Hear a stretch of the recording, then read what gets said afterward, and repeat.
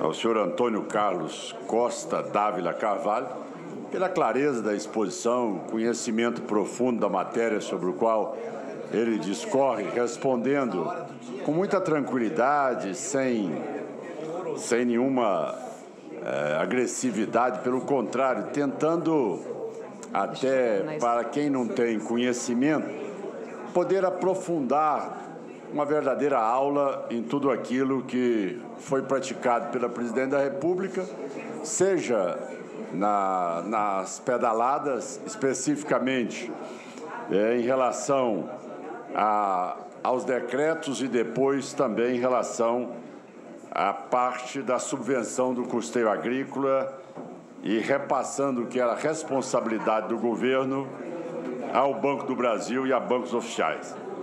A pergunta que formula Vossa Excelência, senhor Antônio Carlos, o governo, ele sempre alega que as chamadas pedaladas não teriam a gravidade para afastar a presidente por crime de responsabilidade. Seria uma mera questão contábil. Eu pergunto, as pedaladas são ou não um potencial lesivo significativo ao país?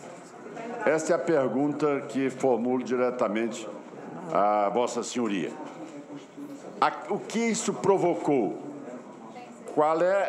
Quais são as consequências que isso produz, não só no Banco do Brasil, como também em reflexo da credibilidade do Brasil internacionalmente, como também nos acionistas do Banco do Brasil e o desmonte das regras que regem a economia do país? Essa é a pergunta que formula Vossa Excelência. Vossa Excelência. Senador Caiado, o meu ponto de vista é que estamos vivendo hoje o reflexo do cometimento dessas operações vedadas pela LRF. Creio que o principal fator que nos leva a vivenciar hoje a situação econômica foi a perda de credibilidade. Atuar em desconformidade com a lei de responsabilidade fiscal, no meu ponto de vista, de professor da área, de estudioso, de amante da matéria, é gravíssimo. É gravíssimo. A tal ponto de, ao longo da auditoria, eu não acreditar nos achados que eu estava encontrando. Eu confesso isso a Vossa Excelência.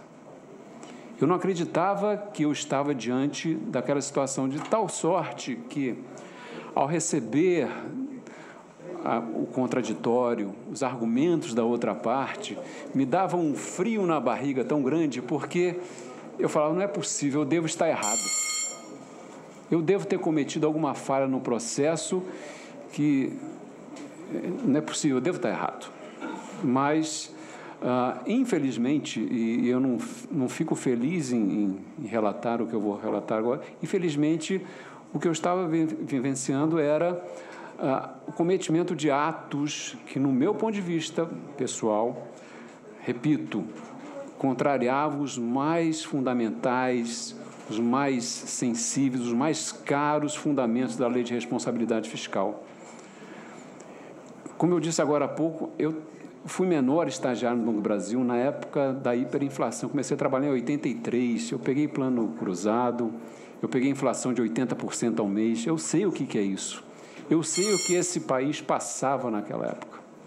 Eu sei que eu não quero voltar a essa época. Enquanto a sociedade estiver me pagando todo dia um salário para que eu exerça a minha função, eu vou fazer de tudo para que a Lei de Responsabilidade Fiscal, aprovada por Vossas Excelências no Congresso Nacional, seja respeitada, porque eu acho que é um dos mais importantes pilares que nós temos na nossa democracia. E o desrespeito a esses dispositivos, no meu ponto de vista, eles atentam contra a democracia. No meu ponto de vista, respeito às opiniões em contrário, divergentes, sempre as respeito, as ouço porque Eu mais aprendo do que ensino nas auditorias que faço. E não fico feliz em ter encontrado aquele conjunto de achados. Presidente, uma resposta de uma pessoa com tamanho conhecimento da matéria, com o detalhamento que explicitou, lógico, fica claro na face do senhor Antônio a perplexidade dele em ter que auditar esses dados todos e constatar aquilo que nós, muitas vezes, na medicina, chamamos de iatrogenia praticada por médicos incompetentes. Exatamente o que ele deve ter pensado com o conhecimento de auditor que tem. Quando nós, às vezes, vamos operar um paciente e vemos o quanto de sequela ele tem por um médico incompetente que o operou. Quantas lesões o médico produziu. É exatamente isso que eu consigo entender no relato feito pelo Dr. Antônio, ao deixar claro aqui que toda essa estrutura foi mutilada, a lei de responsabilidade fiscal foi deixada ao lado para prevalecer um projeto de poder. Eu só tenho a agradecer e cada vez eu me conscientizo mais que essa Casa e o Congresso Nacional estão tomando as posições corretas. Muito obrigado, presidente.